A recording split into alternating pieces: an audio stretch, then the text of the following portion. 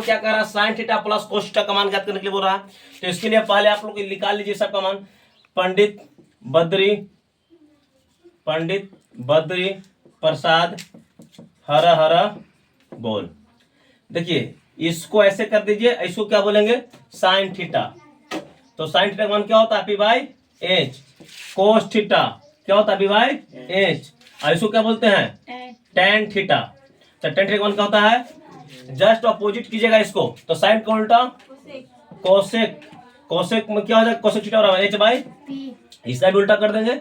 और कोस का क्या होता है, सेक, सेक थीटा का मान कितना हो जाएगा, एच बाई बी, इसका भी उल्टा हो जाएगा। टेन का मान क्या होता है, टेन का उल्टा क्या होता है, कोट, कोट को क्या करेंगे, B by P. Concept clear हुआ।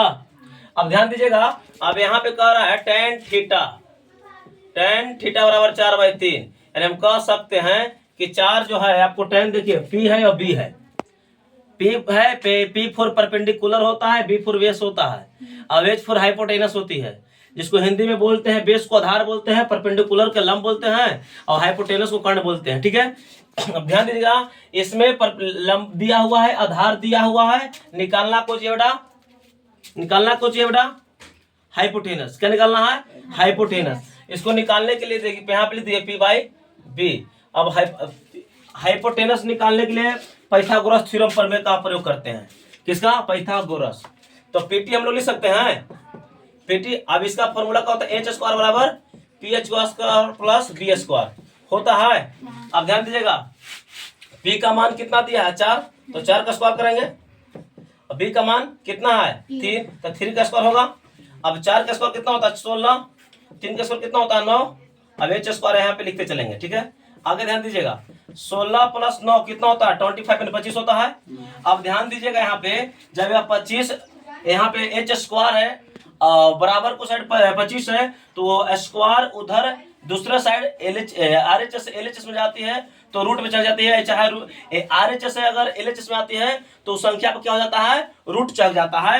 तो 25 √25 लिख सकते हैं। एच बराबर कितना होता है, 25 का मान 125 कितना होता है, 5 का, तो यहाँ कितना हो जाएगा, 5।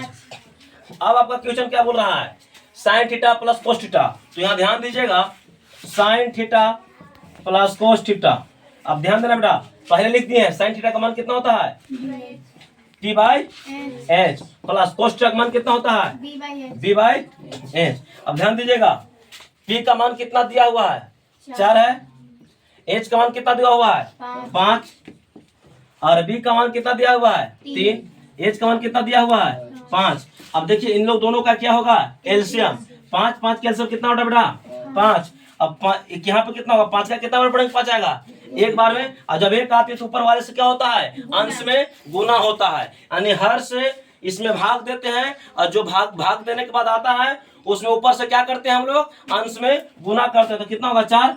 यहाँ पर भी वही हाल होगा, 3 हो जाएगा।